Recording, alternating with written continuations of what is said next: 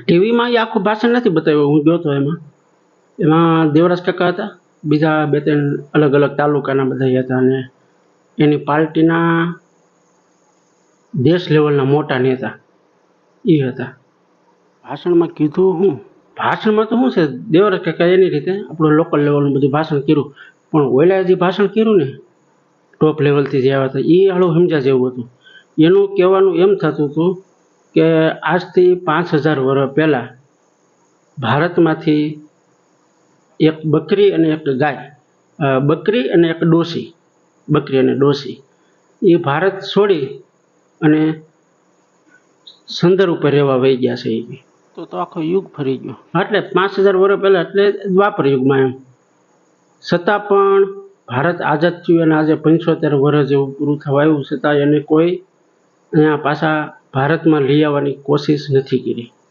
તો અમારી પાર્ટી જો સત્તા ઉપર આવશે તો એ બકરી અને ડોશી બેયને અહીંયા ભારતમાં લઈ આવવામાં આવી છે, અને તમારા જ એરિયાની અંદર, એટલે કે અમરેલી અને શકરગઢ રોડ ઉપર 5 વીઘા જમીન આપવામાં આવી છે, અને જેવી સંદર ઉપર જમીન છે એ ઝૂંપડી, એવી ઝૂંપડી ત્યાં બનાવી દેવામાં આવી છે, અને તમે ગમે ત્યારે એના ત્યાં રૂબરૂ દર્શન કરી શકશો. એમ ટૂંકમાં વિકાસનું કામ, એટલે એ વિકાસ જ કહેવાય ને.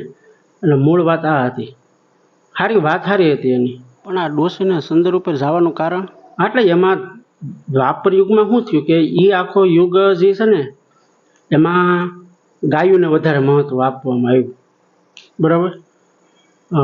ગોવર્ધન પૂજા છે, ગાય છે, તો એમાં એ સમયે આ ડોશીમાં હતા ને એની પાસે બકરી, તો બકરીને એટલું બધું માન આપવામાં આવ્યું નહીં, એટલે ડોશીમાને લાગ્યું ખોટું, અને એણે આ ભારતની ભૂમિ છોડી દીધી અને પોતે રહેવા વહી ગયા સંદર ઉપર.